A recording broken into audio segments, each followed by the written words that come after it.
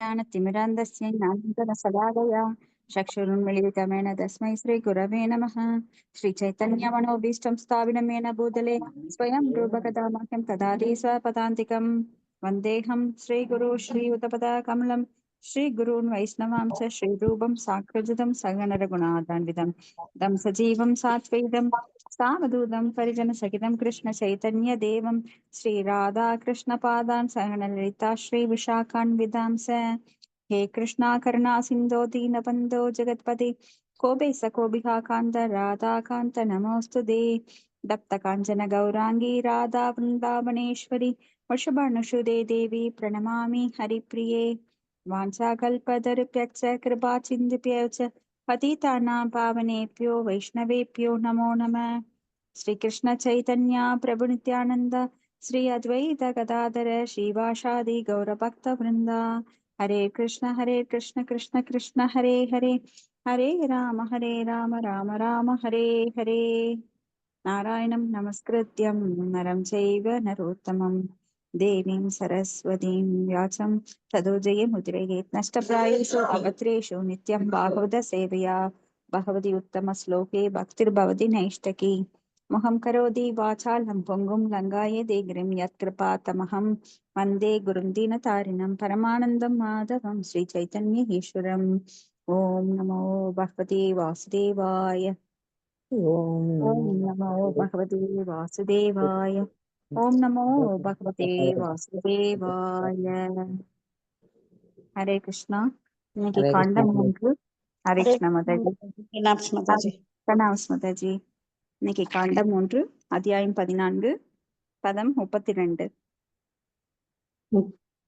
33. மூணுங்க மாதாஜி. 33. ஓம் ஓம் நமோ பகவதே வாசுதேவாய. His Divine Grace Bhaktivedanta Swami Srila Prabhupada ki jai. திதிஸ்து व्रीडिताव्तेन कर्मावत्येन Bharat उपसंगम्य बिभरशिम् अधोमुखी अप्यभाषत. படிங்க மாதாஜி. மொழிபெயர்ப்பு. ஓ பரத குலத் தோன்றலே, இதன் பின்னர் திதி தன் கணவனிடம் சென்றாள். தவறான செயலினால் அவள் முகம் வாடி தலை குனிந்திருந்தது. அவள் பின்வருமாறு கூறினாள். பொருளுரை: வெறுக்கத்தகும் செயலை செய்வதனால் வெட்கமடைந்தோரின் தலை இயற்கையிலேயே குனிகிறது. தன் கணவருடன் கொண்ட பாலுறவிற்கு பிறகு தன்னுடைய தவறினை உணர்ந்தாள். இது போன்ற பாலுறவே பரத்தமைத்தனம் என்று கண்டிக்கப்படுகிறது. அதாவது மனைவியுடன் கூட ஒழுங்குமுறை விதிகளை பின்பற்றாது கொள்ளும் உடலுறவும் பரத்தமைக்கு இணையானதே ஆகும். ஹரே கிருஷ்ணா மாதாஜி. தேங்க்யூ மாதாஜி. ஹரே கிருஷ்ணா. தேங்க்யூ மாதாஜி. இப்ப இந்த வெறுக்கத்தக்க செயலை செய்த பின்னர் வெக்கம் அடைகிறாள். எப்பவுமே நம்ம அதனால்தான் மனம் போன போக்குல நம்ம புத்தி விடக்கூடாது. புத்தி அதை கண்ட்ரோல் பண்ணணும். ஏன்னா நம்ம ஹைரார்கி படி பார்த்தோம் அப்படின்னா நம்மளோட மனம் கீழே இருக்கு, மனத்துக்கு மேல புத்தி இருக்கு, புத்திக்கு மேல ஆத்மா இருக்கு, ஆத்மாக்கு மேல பரமாத்மா இருக்கு. சோ நம்ம புலன் உறுப்புகள் அதுக்கு கீழே, இதுக்கெல்லாம் கீழே புலன் உறுப்புகள் இருக்கிறது. அப்ப புலன் உறுப்புகள் மனம் போனபடி போகக்கூடாது. அப்ப மனதை புத்தியை கொண்டு அடக்க வேண்டும். நம்மளுக்கு மனதுல 1000 எண்ணங்கள் இருக்கும். ஆனா புத்தி என்ன சொல்லும்? நீ இதை செய்யாத, அதை செய்யாத அப்படின்னு தடுத்து நம்மளை வடிகட்டிட்டே இருக்கும். அப்போ ஒரு செயலை செய்யறது அப்படின்னா புத்தி தீர்மானமா, நம்மளுக்கு உறுதியான புத்தி, திடப்பிரக்ஞனா இருக்க வேண்டும் அப்படிங்கிறது நாம இதுல இருந்து நம்ம பாடம் கத்துக்கொள்ளணும். ஏன்னா தவறு செஞ்சுட்டு அப்புறம் அதுல வருந்துறதுல பிரயோஜனமே இல்லை. பதம் 34. திதிர் உவாச்ச நமே கர்ப்பம் இமம் பிரம்மன் பூதானாம் ரிஷபோ அவதீத் ருத்ரபதிர் ஹி பூதானாம் யஷ்யா கரவம் அம்ஷலம். ஹரே கிருஷ்ண மாதாஜி. ஹரே கிருஷ்ணா மாதாஜி. மொழிபெயர்ப்பு. அம்சம் அப்படின்னா குற்றம். படிங்க மாதாஜி. மொழிபெயர்ப்பு. எழில்மிக்க திதி கூறினால், அன்புக்குரிய அந்தனரே, அனைத்து உயிர்களுக்கும் தலைவரான சிவபெருமான் எனது கருவின் அழிக்காதிருக்கும்படி அருள் கூர்ந்து பார்த்து கொள்ளுங்கள். ஏனென்றால் அவருக்கு எதிராக மிகப்பெரிய குற்றத்தினை நான் புரிந்திருக்கிறேன். பொருளுரை: திதி தன் செய்த குற்றம் என்பதை நன்றாக புரிந்து கொண்டதோடு அக்குற்றத்தினை சிவபெருமான் மன்னித்தருள வேண்டும் என்று கவலை கொண்டாள். சிவபெருமானுக்கும் ருத்திரன் என்றார், ஆசுதோஷர் என்றும் 2 சிறப்பு பெயர்கள் உண்டு. அவர் மிக எளிதில் சினத்துக்கு ஆளாவார். அதே வேகத்தில் அமைதியும் அடைவார். சிவபெருமான் கொள்ளும் சினத்தினால் தாம் சட்டத்திற்கு புறம்பாக அடைந்த கருவினை அழித்து விடுவார் என்பதை திதி நன்கு அறிவாள். மேலும் அவள் ஆசுதோஷராக எளிதில் அமைதி அடைவர் என்பதோடு அவரது கணவர் கச்சியப்பர் சிவபெருமானின் பக்தர். அதலினால் சிவபெருமானை சமாதானப்படுத்தும்படி அவள் அவரிடம் வேண்டினாள். அதாவது சட்டத்திற்கு புறம்பாக திதி தன் கணவனை செயல்பட செய்தமைக்கு சிவபெருமான் அவள் மீது நிச்சயம் சினம் கொண்டிருப்பார். ஆனாலும் அவர் தன் கணவனின் பிரார்த்தனை புறக்கணிக்க மாட்டார் என்றும் அவள் நினைத்தாள். ஆகையினால் மன்னிப்பும் மனுவை அவள் தன் கணவனின் மூலம் சமர்ப்பித்தாள். அவள் சிவபெருமானை பின்வருமாறு துதித்தாள். ஹரே கிருஷ்ணா மாதாஜி. நன்றி மாதாஜி. ஹரே கிருஷ்ணா. ஹரே கிருஷ்ணா. இன்னைக்கு வந்து மிகவும் புனிதமான நாள். அப்போ இன்னைக்கு சிவபெருமானை பத்தி நாம படிக்கிற வாய்ப்பு நம்மளுக்கு இயற்கையாகவே வாய்ப்பு அமைந்திருக்கிறது. அப்ப சிவன் அப்படின்னா என்ன? சிவ என்றால் சிவன் என்னும் வார்த்தை மங்களம் நிறைந்தவர். சிவபெருமானுக்கு வந்து பகைவர் கிடையாது. அஜாத சத்திரவக சாதவாக சாந்த பூஷனாக. அப்போ அவர் மிகவும் சாந்தமும் அமைதியும் நிரம்பியவர். அவர் ஒரு துறவி. அவருக்குன்னு ஒரு இருப்பிடம் கூட கிடையாது. உலகப்பற்றுக்களை துறந்து மரத்தடியில் இருப்பார். சிவபெருமான் மேன்மையின் அடையாளமா திகழ்கின்றார். இப்படி சிவபெருமான் மிகவும் புகழத்தக்கவர். பகவான் கிருஷ்ணரின் பக்தர் சிவபெருமான். அப்போ சிவபெருமானை பகவான் கிருஷ்ணரின் பக்தன் சிவபெருமானை நிந்திப்பதில்லை. மாறாக அவனும் சிவபெருமானை சிறந்த பக்தர் என்று வணங்குகிறான். ஆகையினால் சிவபெருமான் வணங்கும் பக்தன் கிருஷ்ணரின் அருளை பெற வேண்டும் என்று அவரை வணங்குகின்றானே ஒழிய வேறு எந்த பொருள் இன்பத்திற்காகவும் அல்ல. இது வந்து பிரார்த்தனையில வருது. அப்ப வைஷ்ணவ அபராதம்னா என்ன அப்படின்னா, வைஷ்ணவ அபராதத்தின் சக்தியானது மிகவும் வலிமை வாய்ந்தது. ஒரு வளர்ச்சியடையாத பக்தன் கூட இதனை செய்தால் அது அவன் தன்னிடம் உள்ள ஆன்மீக சொத்துக்களை பெரும்பாலும் இழந்துவிட நேரிடும். ஏன்னா வைஷ்ணவ அபராதம் யாரு பண்றா அப்படின்னா, சிவபெருமான் வைஷ்ணவானாம் யதா சம்போ, மிக உயர்ந்த வைஷ்ணவர். அவருக்கு வந்து தக்ஷன் வைஷ்ணவ அபராதம் பண்றான். ஏன்னா சிவபெருமானை அவன் வந்து ரொம்ப தூற்றுகிறான். எப்பன்னா அந்த யாகத்தின் போது அவருக்கு அந்த அவிர்வாகம் எல்லாம் கொடுக்காம தன் மகளை கட்டி கொடுத்துருக்கேன், இந்த ஒரு சாம்பல் பூசி இவனுக்கு என்ன அழகு இருக்கு, என்னோட மகளுக்கு இருக்கிற தகுதி இவனுக்கு இருக்கா அப்படின்னு எல்லாம் சொல்லி ரொம்ப, ஏன்னா தக்ஷன் வரும்போது அவையில எந்திரிக்கலைங்கிற காரணத்திற்காக. ஏன்னா சிவபெருமான் எந்திரிக்க வேண்டிய அவசியம் இல்லை. அவர் வந்து சாதாரண பக்தர் கிடையாது. அவர் முற்றிலும் தன்னை உணர்ந்த ஆத்மா. 3 மாயைக்கு அப்பாற்பட்ட நிலையில அவர் வந்து வசுதேவ சத்துவ நிலையில இருக்கிறவர். அப்படிப்பட்டவர் மற்றவர்களுக்கு மரியாதை கொடுக்க வேண்டிய அவசியம் இல்லை. உறவு முறை வைத்தோ இல்ல வயதை வைத்தோ மரியாதை கொடுக்க வேண்டிய அவசியம் இல்லை. ஏன்னா அவர் வந்து எப்பவும் ஆழ்ந்த தியானத்தில் இருக்கிறார். அப்படிப்பட்டவர்கிட்ட அந்த தியானத்தை விட்டுட்டு நீ எந்திரிச்சு எனக்கு மரியாதை கொடு அப்படின்னு தக்ஷன் சொல்றான். ஆனா இப்ப நிந்தனை செய்யறதுனால தக்ஷனுக்கு வைஷ்ணவ அபராதம் ஏற்படுது. அப்ப கிருஷ்ண உணர்வு என்பது நித்தியமானது. இதனை உடனடியாக அழிக்க முடியாது என்ற போதிலும் அவனது ஆன்மீக முன்னேற்றமானது இடைக்காலத்தில் தடைப்பட்டு விடும். ஏன்னா அங்க பக்தி தேவி, ஏன்னா பக்தி தேவி தான் நம்மளுக்கு பக்தி கொடுக்குறாங்க. அப்போ இந்த ஆன்மீக முன்னேற்றமானது வைஷ்ணவ அபராதத்தினால் தடைப்படுகின்றது. யாரெல்லாம் வைஷ்ணவனுக்கு அபராதம் பண்றாங்களோ அவங்களுக்கு பக்தி இல்லாம போயிடும், கேட்கறதுல ருச்சி இல்லாம போயிடும். அப்ப அவங்க பாகவத கிளாஸஸ்க்கு சரியா நித்தியம் பாகவத சேவையா அவங்க செய்யவே முடியாது, பாகவதத்தை கேட்க முடியாது. அப்ப வைஷ்ணவ அபராதமானது பக்தி தொண்டிற்கு இருக்கும் ஒரு வகை தடையாகும். யாரெல்லாம் வைஷ்ணவ நிந்தனை பண்றாங்களோ அவங்களுக்கு எந்த ஒரு ருச்சியும் கிடைக்காது. பாகவதம் படிக்கலையோ பகவானோட பெருமைகளை கேட்கறதுலையோ அவங்களுக்கு போர் அடிக்கும். இவங்கெல்லாம் முட்டாள்கள், நாம வெளியில போய் வேற ஏதாவது கேட்கலாம், சினிமா பாடல் கேட்கலாம் அப்படின்னு போயிடுவாங்க. அப்ப அந்த பக்தி தேவி பக்திய அவங்ககிட்ட இருந்து பறிச்சிருவாங்க. அப்ப சிவபெருமானுக்கு பிரியமான பக்தன் யார் அப்படின்னு பார்த்தோம்னா, யபரம் ரம்ஹச சாஸ்திரி த்ரீ குணாஸ் ஜீவ சம்ஜீவ்தாத் பகவந்தம் வாசுதேவம் பிரபன்ன சப்ரியோ ஹிமே. சிவபெருமான் தொடர்ந்து சொல்றார், ஜட இயற்கை மற்றும் உயிர்வாழ்கள் அனைத்தையும் ஆட்டுவிக்கும் முழுமுதற் கடவுளான கிருஷ்ணரை சரண் புகும் ஒருவன் எனது அன்பிற்கும் உண்மையில் பாத்திரமாகின்றான். அப்ப சிவபெருமானை யார் கவர்றாங்க அப்படின்னா, சிவனை கும்பிடுறவங்க கிடையாது. யாரெல்லாம் கிருஷ்ணரை கும்பிடுறாங்களோ அவங்க வந்து சிவபெருமானை கவர்கிறார்கள். அப்ப சிவபெருமான் என்ன உபதேசம் பண்றார்? ஆராதனாம் சர்வேஷாம் விஷ்ணு ஆராதனாம் பரம். தஸ்மாத் பரதரம் தேவி ததியானாம் சமர்ஜனம் அப்படின்றாரு.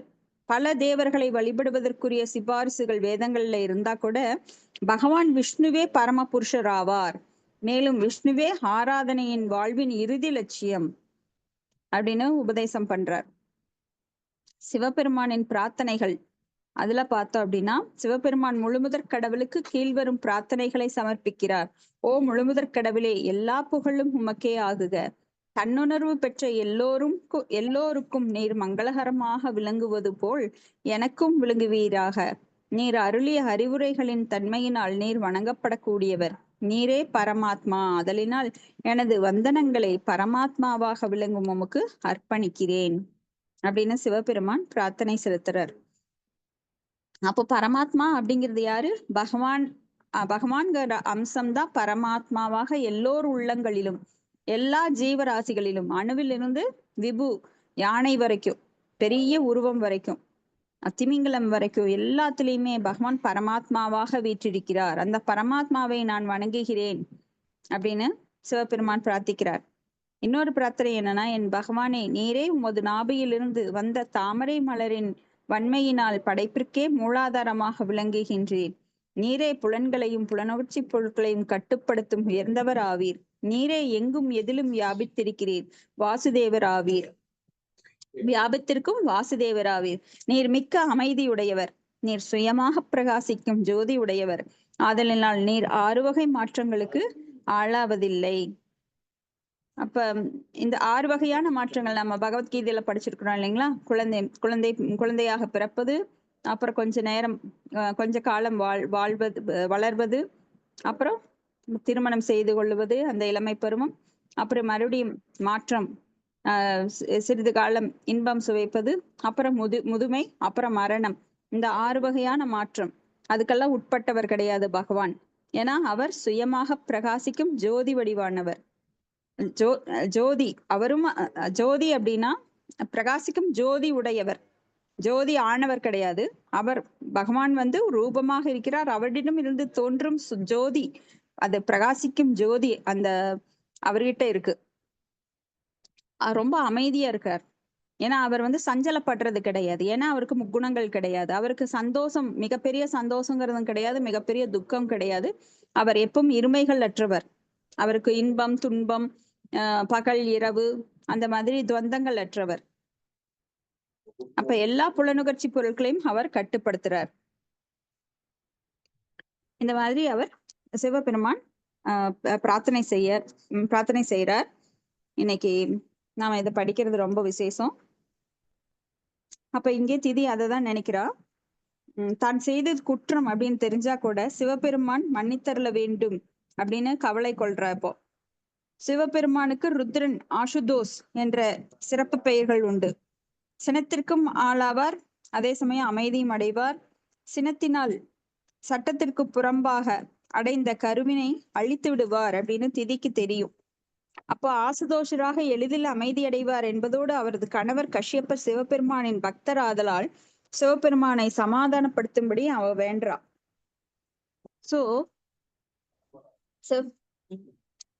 அப்ப சிவபெருமானை சமாதானப்படுத்தபடி தன்னோட கணவர் கஷ்யப்பரை வேண்டுகிறார். அப்ப சட்டத்துக்கு புறம்பா திதி தன் கணவனை செயல்பட செய்தமைக்கு சிவபெருமான் அவள் மீது நிச்சயம் சினம் கொண்டிருப்பார்னு அவளுக்கு தெரியும் திதிக்கு. ஆனால் அவர் தன் கணவனின் பிரார்த்தனையை புறக்கணிக்க மாட்டார் என்றும் அவள் ஆகையினால் மன்னிப்பு மனுவை அவள் தன் கணவனின் மூலம் சமர்ப்பித்தாள். இப்படி இன்டைரக்டா, ஏன்னா கணவர் மூலமா அணுகிறது அவளுக்கு நல்ல பலன் தரும்னு நினைச்சுக்கிட்டு அவ கணவர்கிட்ட இப்ப பிரார்த்தனை பண்றான். அடுத்தது பதம் 35. நமோ ருத்ராய மகதே தேவாயோக்ராய மேடுசே சிவாய ன்யஸ்த தண்டாய திருத தண்டாய மன்யவே. ஹரே கிருஷ்ணா. ஹரே நான் படிக்க மாதாஜி. படிங்க மாதாஜி. பிரணம் மாதாஜி. பதம் 37. மொழிபெயர் பொருள் தெய்வத்திரு ஆசா சக்தி வேதாந்த சுவாமி சில்லா பிரேதாதேவி. ஒரே சமயத்தில் கொடூரமான தேவராகவும் உலக ஆசைகள் அனைத்தையும் நிறைவேற்றுபவருமான சினமிக்க சிவபெருமானுக்கு எனது வந்தனங்களை சமர்ப்பிக்கின்றேன். அவர் அனைத்து மங்களங்கள் உடையவராகவும் மன்னித்து அருள்பவராகவும் விளங்குகிறார். ஆயினும் அவரது கொடிய சினமோ உடனே ஒருவனை தண்டிக்க வல்லதாகும். பொருளுரை: சிவபெருமானின் கருணையை வேண்டி திதி கீழ்காணுமாறு மிகவும் தந்திரமாக வழிபடுகிறாள். பெருமானால் என்னை அளவைக்கவும் முடியும். அதே நேரம் அவர் ஆசுதோஷரானதினால் எனது அழுகையை நிறுத்தவும் முடியும். அவர் மிக சிறந்தவர். அவர் விரும்பினால் எனது கற்பத்தை உடனே அழிக்கவும் கூடும். ஆனால் அவர் கருணையினால் எனது கற்பத்தை கலைக்காமல் எனது விருப்பத்தினை நிறைவேற்றவும் கூடும். அவரது கொடிய கோபத்தினை நான் கிளறிவிட்டிருப்பதனால் இப்போது அவர் என்னை தண்டிப்பதற்கு தயாராக இருந்த போதிலும் அவர் அனைத்து மங்களங்களின் உருவமாக திகழ்வதனால் என்னை தண்டிக்காது மன்னித்தருள்வது அவருக்கு கடினமானது ஒன்றல்ல. அவர் மனிதனை போன்று தோன்றலாம், ஆனால் அவர் மனிதர்கள் அனைவருக்கும் மேலான தலைவன் ஆவார். Hare Krishna. Thank you madam. Thank you Mataji. இப்ப சிவபெருமான் வந்து ஆசுதோஸ். அப்போ கோபமும் படுவார், அமைதியும் அடைவார். அமைதியா இருக்கும்போது அவர் மகிழ்ந்து பக்தர்களுக்கு நிறைய வரங்களை கொடுக்கிறார். அப்ப சிவபெருமான் இப்ப வந்து திதி நினைக்கிறாங்க, நான் தவறான காரியம் செஞ்சுட்டு என்னை தண்டிக்க வந்து அவர் எனது கர்ப்பத்தை கலைச்சிடலாம், இல்ல அவருக்கு விட்டும் விடலாம். இது வந்து அவருடைய அமைதியா இருந்தா அவர் விட்டுறலாம், கோபப்பட்டார்னா அதை கலைச்சிடலாம். அதனால இப்ப என்ன வேணா நடக்கும். அப்ப அவர் வந்து சாதாரண என்னை தண்டிக்காது மன்னித்தருவது அவருக்கு கடினமான ஒன்று அல்ல. அவளே சமாதானப்படுத்துகிறார். இப்ப நாம ஒரு தப்பு செஞ்சுட்டு நாம் நினைச்சுக்குவோம், ஓ கடவுள் என்னை மன்னிச்சிருவாரு. இப்ப கடவுளுக்கும் நாம் செய்யற கர்மாக்கும் சம்பந்தமே கிடையாது. ஏன்னா கடவுள் என்ன பண்றாரு, அவர் தானாக டைரக்டா எதுலயும் ஈடுபடுறது கிடையாது. எல்லாத்தையுமே எல்லா பொறுப்புகளையும் தேவர்கள் கையில கொடுத்துட்டார். அப்ப நம்மளுக்கு தண்டனையை டிசைட் பண்றது யாரு? நாம் செய்யும் தவறுகளுக்கு தண்டனையை நிர்ணயிப்பது யமதேவன். அவங்க எல்லாம் தான் சிவபெருமான் போன்ற தேவர்கள். நம்ம தண்டனைய 33 தேவர்கள், நம்மளோட உறுப்புகளுக்கு ஒவ்வொருத்தரும் ஒவ்வொரு அதிபதி இருக்காங்க இல்லைங்களா? அப்ப கண்ணுக்கு வந்து சூரியன், நாக்குக்கு அக்னி தேவன், அப்போ இந்த மாதிரி காதுக்கு 8 திக்குபாலன்மார்கள். இப்படி நம்ம வந்து பல தேவர்கள் நம்மளை கண்காணித்து கொண்டிருக்கிறார்கள். நம்ம மனசுல என்ன நினைக்கிறோம், மனசுக்குரிய தேவதை யாரு? அப்படி ஒவ்வொரு உறுப்புகளுக்கும் தேவதைகள் இருக்காங்க.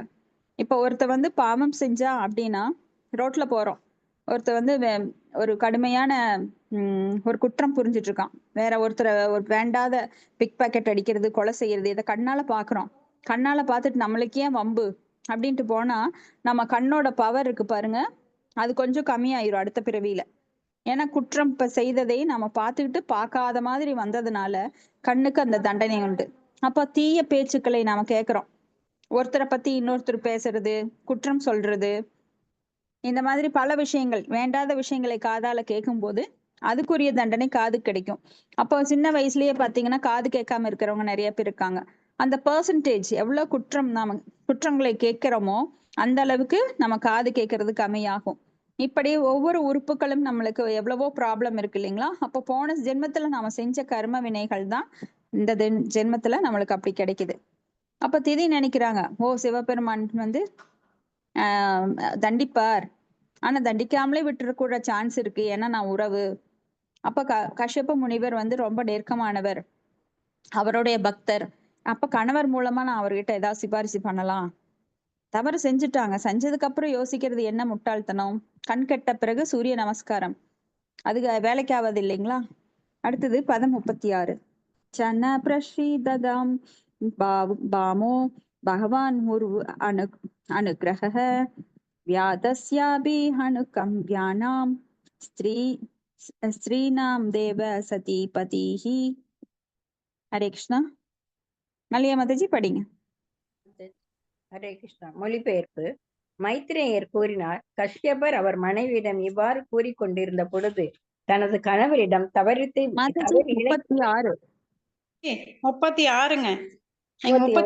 37 படிக்கிறீங்கன்னு நினைக்கிறேன். 36ங்க. Okay, sorry. மொழிபெயர்ப்பு. எனது இளைய சகோதரி சதியின் கணவர் ஆதலினால் அவர் எனக்கு மைத்துனர் ஆவார். அவர் என் மீது மகிழ்ச்சி அடைவாராக. பெண்கள் அனைவரின் வணக்கத்திற்குரிய தேவரும் அவரே ஆவார். அவர் அனைத்து வளங்களும் நிறைந்தவர் ஆவார். கல்வி அறிவில்லாத வேடர்களினாலும் மன்னித்தருளப்படும் பெண்களிடத்து அவர் மிக்க கருணையுடையவர் ஆவார். பொருளுரை. திதியின் சகோதரிகளிலுள் ஒருத்தியான சதியின் கணவர் சிவபெருமான் ஆவார். திதி தன் சகோதரி சதியினை தொழுது வேண்டுகிறார். ஏனெனில் சதி தன் தமக்கையை மன்னித்து அருளும்படி தன் கணவரிடம் வேண்டுவாள். மேலும் சிவபெருமான் எல்லா பெண்களினாலும் வணங்கப்படும் தேவரும் ஆவார். அவர் பெண்களிடத்து இயற்கையிலேயே மிகவும் அன்புடையவர் ஆவார். அவர்களிடம் கல்வி அறிவு இல்லாத வேடர்கள் கூட அன்புடன் நடந்து கொள்வார்களே. சிவபெருமானும் பெண்களோடு தொடர்புடையவரே ஆதலினால் அவர் பெண்களின் தவறான இயற்கையினை நன்கு அறிவார். மேலும் திதியின் தவறான இயற்கையினால் அவள் செய்த தவிர்க்க முடியாத குற்றத்தினை அவர் அதி தீவிரமாக எடுத்து கொள்ளாமலும் இருக்கலாம். மனமாகாத கன்னிப் பெண்கள் அனைவருமே பெரும்பாலும் சிவபெருமானின் பக்தைகளாகவே இருப்பர். திதியும் தனது குழந்தை பருவத்தில் தான் சிவபெருமானை வழிபட்டதை நினைவு கூர்ந்து இப்போது அவர் கருணையை வேண்டுகிறாள். ஹரே கிருஷ்ணா மாதாஜி. ஹரே கிருஷ்ணா. ஹரே கிருஷ்ணா மாதாஜி. தேங்க்யூ மாதாஜி. ஓகே. அப்போ திதியின் சகோதரி தான் உமாதேவி. அப்போ அவருடைய கணவர் தான் சிவபெருமான். அதனால சதி தன் தமக்கையை மன்னித்தருளும்படி தன் கணவரிடம் வேண்டுவாள் அப்படின்னு எல்லாம் எதிர்பார்க்கிறாங்க. அப்ப சிவபெருமான் வந்து எல்லா பெண்களாலும் வழங்கப்படும் தேவர். அப்ப பெண்கள் இடத்துல இயற்கையாகவே அவர் அன்பு கொண்டிருக்கிறாரு. கல்வி அறிவில்லாத வேடர்கள் கூட அன்புடன் நடந்து கொள்றார் அவர். அப்ப சிவபெருமானும் பெண்களோடு தொடர்புடையவரே ஆதலால் அவர் பெண்களின் தவறான இயற்கையை நன்கறிவார். என பெண்கள் வந்து எளிதில் மயங்கக்கூடியவர்கள். அப்ப திதியின் தவறான இயற்கையினால் அவள் செய்த தவிர்க்க முடியாத குற்றத்தை அவர் வந்து அதி தீவிரமா எடுத்துக்க மாட்டாரு. இப்படி நாமெல்லாம் தப்பு செஞ்சுக்கிட்டு சில சமயம் இப்படித்தான் நமக்கு நாமே சமாதானம் சொல்றதுக்காக பல விஷயங்களை இப்படி நினைச்சுக்குவோம். நமக்கு நாமே ஜட்ஜ் ஆயிடுவோம். ஆனா நம்மளுக்கெல்லாம் பொதுவான ஒரு ஜட்ஜ் இருக்கார். யாரு? பகவான். அவருடைய இயற்கை சட்டம். அந்த இயற்கை சட்டம் வந்து கரெக்டான நேரத்துல நம்மை தண்டிக்கும்.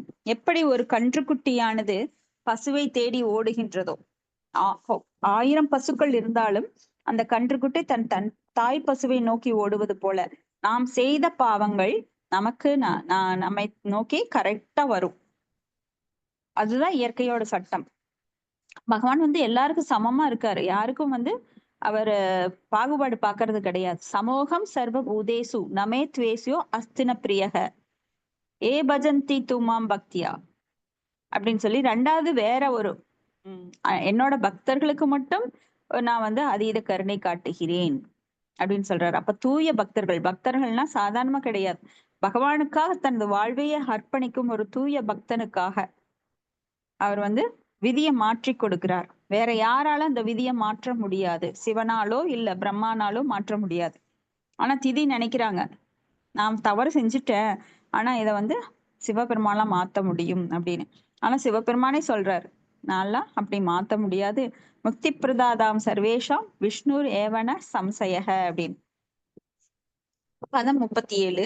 மைத்ரேய உவாச்ச ஸ்வசர்கஸ்யாசிஷம் லோக்யாம் ஆசாசானாம் பிரேபதிம் நிவృత్త சந்த்யா நியமோ பாயாம் ஆஹ பிரஜாபதிஹி. மாதாஜி அடியேன் படிக்கிறேங்க மாதாஜி. படிங்க மாதாஜி. மொழிபெயர்ப்பு. மைத்ரேயர் கூறினார், கச்சியப்பர் அவர் மனைவியிடம் இவ்வாறு கூறிக்கொண்டிருந்த பொழுது தனது கணவரிடம் தவறிழைத்து விட்டோமோ என்னும் அச்சத்தின் காரணமாக அவள் உடல் நடுங்கியது. அவரது நித்திய கடமையான சந்தியாவதன பிரார்த்தனையினை செய்ய விடாது அவரது கவனம் திசை திருப்பப்பட்டது என்பதை அவள் புரிந்து கொண்டாள். இருந்தும் இவ்வுலகில் தன் குழந்தைகளின் நலனை விரும்பினாள். ஹரே கிருஷ்ணா. ஓம் சத். ஹரே கிருஷ்ணா மாதாஜி. அப்ப தான் தவறு செய்து விட்டதை அறிந்து முதல்ல தவறு செய்யும் போது அவளுக்கு அந்த தவறின் பலன் எப்படி இருக்கும்னு தெரியல. தெரிஞ்சும் தெரியாத மாதிரி. ஏன்னா தீவிரமான ஆசையின் காரணமாக எப்படி காம ஏச குரோத ஏச ரஜோகுண சமுத்பவக மகாஷனா மகாபாப்மா வித்தியேன மிக வைரினம். அப்ப அந்த காமம் அப்படிங்கிறது கண்ணை மறைக்கின்றது. காமம் அப்படின்னா ஆசை. அந்த ஆசை வந்து பேராசையாகுது சில சமயம். அது ரஜோகுணத்தை உற்பத்தி செய்யுது. அப்ப இந்த மாதிரி நம்ம புலன் இன்பங்கள்ல வைக்கின்ற ஆசையானது நம்மளுக்கு பல விதங்கள்ல உருமாறி கடைசியில நம்மளை நாமளே வருத்திக்கிற அளவுக்கு, நமக்கு நாமே நம்ம தலையில மண்ணை போட்டுக்கிறோம். ஏன்னா ஆசை என்பதை ஒரு செகண்ட் கட்டுப்படுத்தலைன்னா பாருங்க அது எவ்வளவு பெரிய வினையை கொண்டு வருது அப்படின்னு. அப்போ அந்த இந்திரிய சுகம் அப்படிங்கிறது மாயை. அது ஒரு நிமிஷத்துல போயிடும். ஆனா அதுக்காக எவ்வளவு பழி எவ்வளவு குற்றங்கள் செய்ய வேண்டி இருக்கு. அடுத்தது பதம் 38. கஷ்யப உவாச்ச அப்ராயயாதாத்மனஸ்தே தோஷான் மௌஷூர்தே காத் உத மன்னிதேஷாதி சரேன தேவானாம் சாதே ஹேலனாத். மாதாஜி கண்டினியூ பண்ணட்டுங்களா? படிங்க மாதாஜி.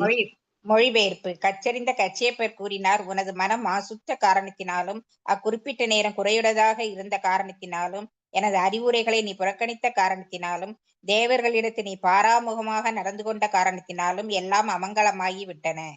பொருளுரை. சமுதாயத்தில் நற்சந்தையினை பெறுவதற்கான நிபந்தனைகள் என்னவென்றால், கணவன் சமய அறநெறிகளிடத்தும் ஒழுங்குமுறை விதிகளிடத்தும் கட்டுப்பாடு உடையவனாக இருத்தல் வேண்டும். அதுபோல் அவன் மனைவி தன் கணவனிடம் நம்பிக்கை உடையவளாகவும் இருத்தல் வேண்டும். பகவத்கீதையில் 7.11 சமய அறநெறிகளின் பார்ப்பட்ட உடலுறவானது கிருஷ்ண உணர்வினை பிரதித்துவப்படுத்தும் என்று கூறப்பட்டிருக்கிறது. உடலுறவு கொள்வதற்கு முன்பாக கணவனும் மனைவியும் தங்களது மனநிலை, குறிப்பிடத்தக்க காலம், கணவனது நெறி காட்டுதல், தேவர்களுக்கு கீழ்ப்படிதல் போன்றவற்றை கருத்தில் கொள்ள வேண்டும். வேத சமுதாயத்தில் ஒரு குறிப்பிட்ட மங்களகரமான நேரம் இருக்கிறது. இது கற்பதானம் என்று அழைக்கப்படுகிறது. திதி இவ்வான்மீக கட்டளைகள் அனைத்தையும் புறக்கணித்தாள். அவள் புனிதமான புதல்வர்களை பெற்றெடுக்க வேண்டும் என்று விரும்பிய போதிலும் அவளது குழந்தைகள் ஓர் அந்தனருக்குரிய குழந்தைகளாக இராது என்று அவளுக்கு அறிவுறுத்தப்பட்டது. இங்கே தெளிவாக குறிப்பிடப்பட்டிருப்பது என்னவென்றால், ஓர் அந்தணனின் குழந்தை எப்போதும் அந்தணனாக இருக்காது என்பதுதான். ராவணன், இரண்யாட்சன் போன்றவர்கள் கூட அந்தணருக்கு பிறந்தவர்களே. ஆயினும் அவர்கள் அந்தணர்களாக ஏற்றுக்கொள்ளப்படாததற்கு காரணம் அவர்கள் தந்தையர் அவர்கள் பிறப்பில் ஒழுங்குமுறை விதிகளை பின்பற்றாததினாலேயே ஆகும். இவ்வாறு பிறக்கும் குழந்தைகளே அசுரர்கள் அல்லது அரக்கர்கள் என்று அழைக்கப்படுகின்றனர். இதற்கு முந்தைய காலத்தில் ஒழுங்குமுறை விதிகளை மீறியதினால் 1-2 அரக்கர்கள் மட்டுமே பிறந்தனர். ஆனால் கலியுகத்திலோ பாலுறவு வாழ்க்கை வரைமுறையற்றதாயிருக்கிறது. பிறகு எவ்வாறு ஒருவன் நன்மைந்தர்களை எதிர்பார்க்க முடியும்? தகுதியில்லாத குழந்தைகள் சமுதாயத்தின் மகிழ்ச்சிக்கு ஆதாரமாக ஒரு காலம் விளங்க மாட்டார்கள். ஆனால் கிருஷ்ண பக்தி இயக்கத்தின் மூலம் பகவானின் புனித நாமத்தை ஜபிப்பதினால் அவர்கள் மனித நிலைக்கு உயர முடியும். இதுவே மனித சமுதாயத்திற்கு பகவான் ஸ்ரீ சைத்தன்யர் வழங்கியுள்ள அருட்கொடையாகும். ஹரே கிருஷ்ணா. ஓம் சத் சத். ஹரே கிருஷ்ணா மாதாஜி. தேங்க்யூ மாதாஜி. அப்ப சமுதாயத்தில் நற்சந்ததியினை பெறுவதற்கு நிபந்தனைகள் என்ன அப்படின்னா, கணவன் சமய அறநெறிகளிடம் ஒழுங்குமுறை விதிகளிடம் கட்டுப்பாடுடையவனாக இருக்க வேண்டும். அப்ப மனைவி கணவன் மேல நம்பிக்கையுடையவளா இருக்கணும். அப்ப அதனாலதான் இங்க நம்மளுக்கு கர்ப்பதான சமஸ்காரம் அப்படின்ற ஒழுங்குபடுத்தும் முறை, தூய்மைப்படுத்தும் முறை நமக்கு சொல்லப்பட்டிருக்கு. ஒரு கணவனும் மனைவியும் இணைவது என்பது உடலுக்காக, உடல் சுகத்துக்காக கிடையாது. அப்ப இங்க திதி அவளுக்கு ஒரு குழந்தை பெற்றுக்கணும்னு ஆவல் இருந்ததே தெரிய, அதுக்கு நேரம், காலம், இடம், ஏவல், பொருள் இதெல்லாம் அவளுக்கு ஞாபகத்துல இல்லை. ஏன்னா அந்த பார்வை தியாயதோ விஷயான் பும்சக சங்கஸ் தேகு பஜாயதே சங்காத் சஞ்சாயதே காமக காமாத் குரோதோ அபிஜாயதே அப்படின்னு அவளுக்கு அந்த புலனின்பமானது அவ கண்ணை மறைச்சிருச்சு. விஷயங்கள், அந்த புலனின்ப விஷயங்கள் அவளுக்கு கண்ணை மறைச்சதுனால, இப்போ அந்த நெறி கெட்டதுனால, தேவர்களுக்கு கீழ்ப்படியாததுனால, வேதத்துக்கு கீழ்ப்படியாதனால, மங்களகரமான நேரம் இல்லாததுனால அவளுக்கு இப்ப கர்ப்பத்துல ஒரு அசுரன் பிறக்க போறான். ஆனா புனிதமான புதல்வர்களை பெற்றெடுக்க விரும்புறவங்க கண்டிப்பா நேரம், காலம், இடம், பொருள், ஏவல் எல்லாம் பார்த்து அந்த கர்ப்பதான சமஸ்காரங்கிற தூய்மைப்படுத்தும் சடங்குகள் எல்லாம் செய்து பகவானுடைய நாமத்தை ஜெபித்து பகவானுக்கு சேவை செய்யக்கூடிய ஒரு பக்தியுள்ள குழந்தையை பெற்றுக்கொள்ள வேண்டும் என்றால் அவங்க இந்த கர்ப்பதான சமஸ்காரம் எல்லாம் பண்ணணும். ஏன்னா அந்தனருக்கு பிறக்கிறவங்க எல்லாமே அந்தனர்கள் கிடையாது. இது பிறப்பால் கிடையாது. ஒரு டாக்டருக்கு பிறந்தா நான் டாக்டர் ஆயிடுவான் பையன் அப்படின்றது கிடையாது. அவன் டாக்டருக்கு பிராக்டிஸ் பண்ணி படிச்சு பிராக்டிஸ் பண்ணினாதான் அவன் டாக்டர் ஆக முடியும். சோ ஒரு அந்தனுக்கு பிறந்ததுனால மட்டும் நான் அந்தணன் அப்படின்னு சொல்லிக்கிறது முடியாத காரியம். அவன் பிராமண பந்து, அதாவது பிராமணனுக்கு ஒரு உறவினனா இருப்பானோ தவிர அவன் பிராமணன் கிடையாது. அப்போ அவன் பிராமண பந்து, த்விஜ பந்து கிடையாது. பதம் 39.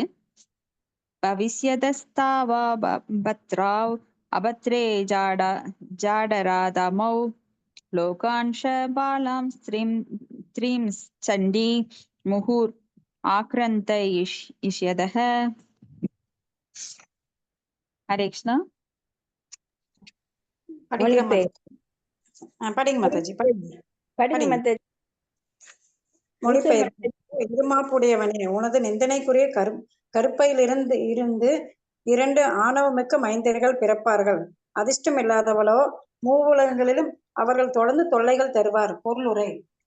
ஆணவமிக்க மைந்தர்கள் அவர்கள் அன்னையரின் நிந்தனைக்குரிய கருப்பையிலிருந்தே பிறக்கின்றனர். பகவத்கீதையில் 1.40 சமய வாழ்க்கையின் ஒழுங்குமுறை விதிகள் மிக மோசமாக புறக்கணிக்கப்படும் பொழுது பெண்கள் மாசுபடுகின்றனர். இதன் விளைவு தேவையில்லாத மக்கள் பிறக்கின்றனர் என்று கூறப்படுகிறது. ஆண் குழந்தைகளை பொறுத்தவரையில் இது உண்மையே. அன்னை கெட்டவளானால் மைந்தர்கள் நிச்சயம் நல்லவர்களாக இருக்க மாட்டார்கள்.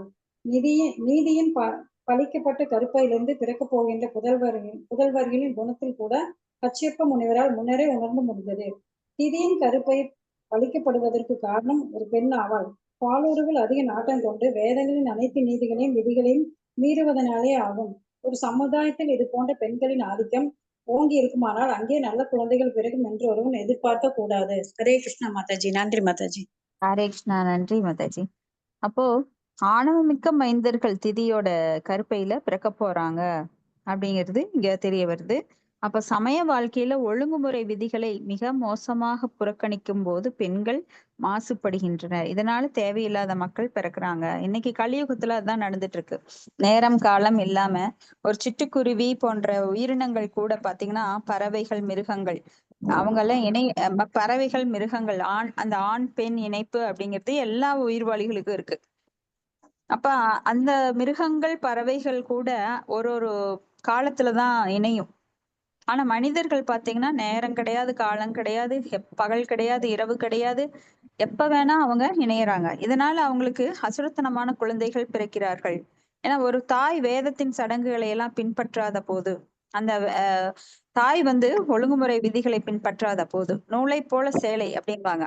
அப்ப அந்த தாயோட குணத்துலதான் அந்த குழந்தையும் பிறக்கும். அப்ப தாய் மோசமா இருந்தாங்க அப்படின்னா அந்த குழந்தையும் மோசமான குழந்தையத்தான் பிறக்கும். பின்னாடி அவங்களுக்கே அது ரொம்ப ஆபத்தானதா இருக்கும். அப்போ இது போன்ற பெண்களின் ஆதிக்கம் ஓங்கி இருக்குமானால் அங்கே நல்ல குழந்தைகள் பிறக்கும் அப்படின்னு எதிர்பார்க்க கூடாது. இன்னைக்கு கலியுகத்துல பெண்கள் உடல் உறவு கொண்டுக்கிறாங்க, ஒரு இயந்திரம் போல குழந்தை பெத்துக்கிறாங்க, அதை இயந்திரம் போல வளர்க்குறாங்க. கடைசியில ஏடிஎம் மெஷின் மாதிரி அதை பணம் கறக்கும் கருவியாக, பணம் கொற்ற கருவியா அதை மாத்திடுறாங்க. என் பையன் ஐஏஎஸ், ஐபிஎஸ், பெரிய பிசினஸ்மேன், ஆனா அங்க ஒரு பண்பும் இருக்காது. அந்த உயிர்வாளி அந்த குழந்தைக்கு, அந்த மனுஷனுக்கு நான் ஆத்மா, நான் உடல் அல்ல அப்படிங்கிற தன்னுணர்வு இருக்காது. பேரை சொல்லுவாங்க, அந்த பேர் நிலையானதா கேட்டா கிடையாது. அவங்களுக்கு இப்போதைக்கு பணம் இருக்கும், அந்த பணம் நிலையானதா கேட்டா கிடையாது. என்னதான் பேர் இருந்தாலும், என்னதான் புகழ் இருந்தாலும், என்னதான் செல்வம் இருந்தாலும் அது நிலையற்றது. ஆனா நிலையான ஆத்மாவை பற்றிய அறிவில்லாத அந்த மூடர்களா அவங்க வளர்க்கப்படுறாங்க. இதுக்கு யார் காரணம்? தாய் தான் காரணம். அப்ப தாய் தன் பிள்ளைக்கு கொடுக்கக்கூடிய மிக பெரும் அறிவு அப்படிங்கிறது ஆன்மீக அறிவு, ஆத்மாவை பற்றிய அறிவு. அடுத்தது பதம் 40. பிராணினாம் ஹன்யமானான தீனானாம் அக்ருதாகசாம் ஸ்திரீனாம் நிக்ருஹ்யமானானாம் கோவிதேஷு மகாத்மஷு. ஹரே கிருஷ்ணா. மொழிபெயர்ப்பு. அவர்கள் ஏழை மற்றும் குற்றமற்ற உயிர்வாளிகளை கொல்வர், பெண்களை கொடுமைப்படுத்துவர், மகாத்மாக்களை சினமூட்டுவர். பொருளுரை. ஏழைகள், குற்றமற்ற உயிர்கள் கொல்லப்படும் பொழுதும் பெண்கள் கொடுமைப்படுத்தப்படும் பொழுதும் கிருஷ்ண உணர்வில் ஈடுபட்டிருக்கும் மகாத்மாக்கள் ஆத்திரமூட்டப்படும் பொழுதும் அசுர குணங்களின் கை ஓங்குகிறது.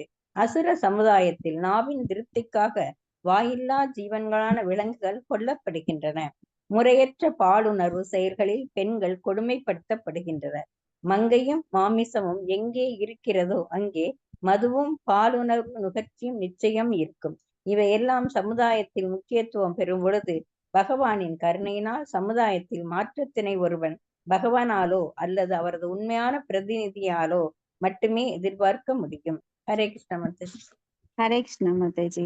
அப்போ இந்த மாதிரி ஒரு குழந்தை பிறக்குது அப்படின்னா அந்த குழந்தை கண்டிப்பா ஒரு பெண்களை கொடுமைப்படுத்துறவனாகவும் மகாத்மாக்களை சினமூட்டுபவனாகவும் குற்றமற்ற உயிர்வாளிகளை கொல்பவனாகவும் ஏழைகளை எல்லாம் கொல்பவனாகவும் இப்படி பல குற்றங்களை செய்யக்கூடிய அசுர குழந்தையாத்தான் பிறக்கும். பார்த்தா மனித ரூபத்துல இருக்கும். ஆனா எனக்கு எத்தனை குழந்தைகள், எத்தனை இளைஞர்கள் தவறான செயல்களில் ஈடுபட்டிருக்காங்க. அதுக்கு காரணம் என்ன? மங்கையும் மாமிசம் எங்கெல்லாம் இருக்கோ அங்க மதுவும் பாலுணர்வு நுகர்ச்சியும் நிச்சயமா இருக்கும். நிறைய படிச்சிருக்காங்க. ஆனா பாத்தீங்கன்னா பேப்பர்ல பாருங்க, நீங்க என்ஜினியரிங் படிச்சுட்டு ஒரு சின்ன குழந்தைய ரேப் பண்ணி கொண்டிருக்கான். ஸோ இந்த மாதிரி நிறைய நியூஸ் டெய்லியும் நாம பார்க்கலாம். இதுக்கு காரணம் தாய் அந்த கருவிலேயே சரியான முறையில பெற்றெடுக்கவில்லை அப்படிங்கிறது அடிப்படை காரணம். அப்போ அவங்களுக்கு புகுத்தப்பட்ட அந்த ஆத்மாவானது முதலையே பெரும் ஒரு உடலற்ற பிரேதாத்மாவா இருந்திருக்கு. சோ சிவபெருமான் இந்த மாதிரி முறையற்ற பாலுணர்வில் ஈடுபடுறவங்க, முறையற்ற நேரத்துல ஈடுபடுறவங்க கருவுல இந்த மாதிரி ஆத்மாக்களை புகுத்துகின்றார். அடுத்தது பதம் 41. ததா விஸ்வேஸ்வர கிருதோ பகவா லோக பாவன அனிஷ்யதி அவதீர்யாஷௌ யதா த்ரீன் சதபர்கத்ருக். மொழிபெயர்ப்பு. அந்த நேரம் பிரபஞ்சத்தின் நாயகரான பகவானும் உயிர்களின் நலன் விரும்புவோருமான முழுமுதற் கடவுள் தன்னை அவதரித்துக் கொண்டு இந்திரன் தன் கையில் உள்ள வஜ்ராயுதத்தினால் மலைகளை உடைத்து நொறுக்குவது போல அவர்களை அழிப்பார். பொருளுரை. பகவத்கீதையில் 4.8 துஷ்டர்களை அழித்து பக்தர்களை காக்க பகவான் அவதரிக்கிறார் என்று கூறப்பட்டிருக்கிறது. பிரபஞ்சத்தின் நாயகரும் எல்லாம் வல்லவருமான பகவான் தோன்றி திதியின் மைந்தர்களை கொல்ல வேண்டியிருந்தது. ஏனெனில் அவர்கள் பகவானின் பக்தர்களுக்கு அதிக தீங்கிழைத்தனர். இவ்வுலகில் உள்ள துஷ்டர்களை அழிப்பதற்கு பகவானின் பிரதிநிதிகளான இந்திரன், சந்திரன், வருணன், துர்காதேவி, காளிதேவி என்ற எத்தனையோ பேர்கள் உள்ளனர். வஜ்ராயுதத்தினால் மலைகளை உடைத்து நொறுக்கப்படும் என்று கூறப்பட்டிருக்கும் உதாரணம் மிகவும் பொருத்தமுடையதாகும். பிரபஞ்சத்தில் மிகவும் வலிமையுடையவராக கருதப்படுபவை மலைகளே ஆகும். இருந்தும் பரமபுருஷ பகவானின் ஏற்பாட்டினால் இவை மிக எளிதில் அடித்து நொறுக்கப்படுகின்றன. வலிமையான உடல் பெற்ற ஒருவனை கொல்வதற்காக முழு கடவுள் தானே பிறந்து வர வேண்டும் என்று அவசியமில்லை. மாறாக அவர் தமது பக்தர்களுக்காகவே கீழே இறங்கி வருகிறார். ஜட இயற்கையினால் அளிக்கப்படும் துன்பத்திற்கு அனைவருமே ஆளாகின்றனர். ஆயினும் துஷ்டர்களின் செயல்களினால், அதாவது அறியா ஏழை மக்கள் கொல்லப்படுதல், விலங்குகளும் பெண்களும் கொடுமைப்படுத்தப்படுதல், அனைவரும் துன்பப்படுதல் போன்றவையெல்லாம் பக்தர்களின் துயரத்திற்கு ஆதாரமாக இருப்பதினால் பகவான் இங்கே வருகிறார். தன் மீது முழு நம்பிக்கை வைத்திருக்கும் பக்தர்களுக்கு நிம்மதி அளிப்பதற்காகவே மட்டுமே அவர் அவதரிக்கிறார். இவ்வாறு பகவானின் செயல் பக்தர்களின் பக்கம் நிற்பதாக தோன்றிய போதிலும் அவரால் துஷ்டர்களை அழிக்கப்படுவது கூட துஷ்டர்களின் மீது அவர் கொண்ட கருணையினாலேயே ஆகும். பகவான் முழுமையானவர், பரிபூர்ணர் ஆதலினால் துஷ்டர்களை அழிப்பது, பக்தர்களை காப்பது போன்ற அவரது செயல்களுக்கிடையே எந்த விதமான வேறுபாடும் கிடையாது. ஹரே கிருஷ்ணா. தேங்க்யூ மாதாஜி. ஹரே கிருஷ்ணா. தேங்க்யூ மாதாஜி. இப்போ பகவத்கீதையில பகவான் சொல்றார் 4வது அத்தியாயத்துல, பரித்ராணாய சாதுனாம் விநாசாய சதுஸ்கிருதாம் தர்ம சம்ஸ்தாபனார்த்தாய சம்பவாமி யுகே யுகே. யுக யுகங்களாக நான் துஷ்டர்களை அழித்து பக்தர்களை காப்பதற்காக தோன்றுகிறேன். அது பக்தர்களை காப்பதுதான் அவரது முதல் வேலை. ஆனா அதே சமயம் துஷ்டர்களை அழிக்கிறார். ஏன் அவரே துஷ்டர்களை அழிக்கிறார்? அவர் நினைச்ச படுத்துட்டே கண்ணுல ஒரு ஜாடை காட்டினா போறோம், இல்ல நினைச்சால் மனசுல நினைச்சாலே போறோம், அவங்க எல்லாம் பஸ்பமாயிருவாங்க, அப்படியே தீயில எரிஞ்சு கருகிடுவாங்க. இருக்கிற இடத்துல இருந்தே அவர் செய்யலாம். ஆனா ஏன் இங்க கீழே இறங்கி வருகிறார்? இந்த ஜட உலகுக்கு அவர் வர வேண்டிய அவசியமே கிடையாது. ஆனா பக்தர்கள் மேல் கொண்ட பிரியத்தினால், அப்போ இன்னும் நிறைய பக்தர்களை உருவாக்குறதுக்காக, யதா அதாஹி தர்மஸ்ய கிளானிர்பவதி பாரத அப்யுக்தானாம் அதர்மஸ்ய ததாத்மானம் சுஜாமியகம். தர்மத்தை காத்து அதர்மத்தை அழிப்பதற்காக அவர் தானே கீழே இறங்கி வர்றார். அப்ப எவ்வளவோ தேவர்கள் இருக்காங்க. சிவபெருமான் இருக்கார், பிரம்மதேவர் இருக்கார், இன்னும் தேவர்கள் பற்பல தேவர்கள் இருக்காங்க. வருணன், இந்திரன். வருணன் நினைச்சா மலையை கொட்டி நம்மளை அழிச்சிடலாம். அக்னி பகவான் நினைச்சா அக்னினால அழிச்சிடலாம். இப்படி ஒரு நிலநடுக்க வந்தா போதும் அவன் இருக்கிற இடம் அழிஞ்சிரும், துஷ்டர்கள் இருக்கிற இடம். ஆனா பகவான் சத்துவ குணத்தில் உள்ளவர்களை, இருக்கிற 3 குணங்கள்ல சத்துவகுணம், ரஜகுணம், தமோகுணம். சத்துவகுணத்துல இருக்கிறவங்க அந்த மேன்மையான குணத்துல இருக்கிறாங்க.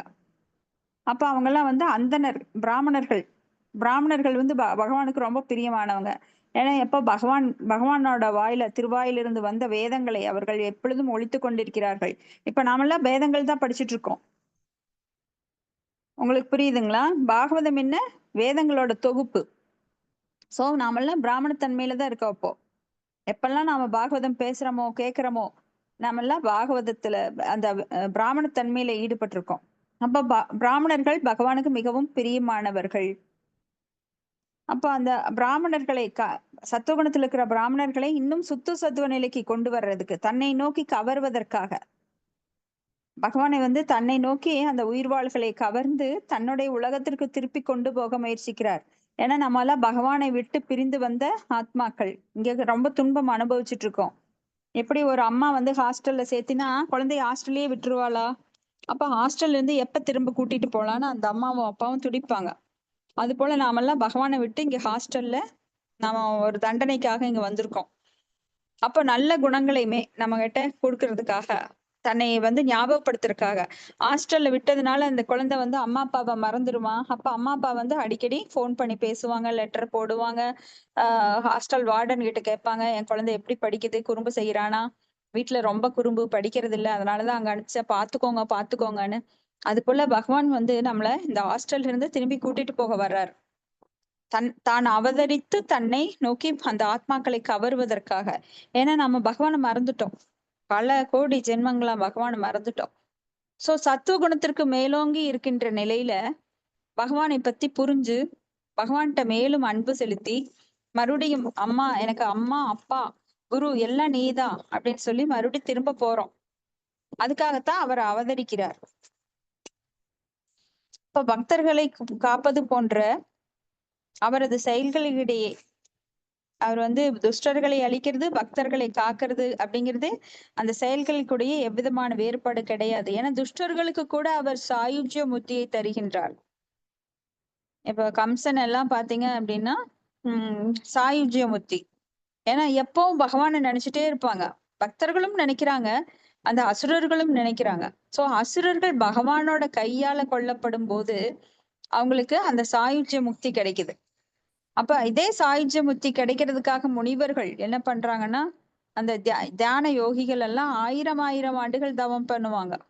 ஆனா இந்த துஷ்டர்களான அசுரர்களுக்கும் அது உடனே கிடைச்சிருது. என்னே பாக்கியம், அஹோ பாக்கியம், அஹோ பாக்கியம். அப்போ ஏன் அப்படி கிடைக்கிறது அப்படின்னா, பகவானோட ஸ்பரிசம் அவங்களுக்கு கிடைக்குது. பகவானுடைய பக்தர்கள், தூய பக்தர்களோட ஸ்பரிசமே நம்மளை வந்து தூய்மைப்படுத்தும் நாம பாக்குறோம். பவத்விதாஸ் பாகவதாஸ் தீர்த்த பூதாக தீர்த்த குருவந்தி தீர்த்தானி சுவாந்தஸ்தேன கதாபிருதா அப்படின்னு நாம பாக்குறோம் பாகவதத்துல. துலாயாமல் அவேனாபி ந ஸ்வர்க்கம் ந புனர்பவம் பகவத் சங்கி சங்கஸ்ய மத்தியானம் கிம் உதாசிசக.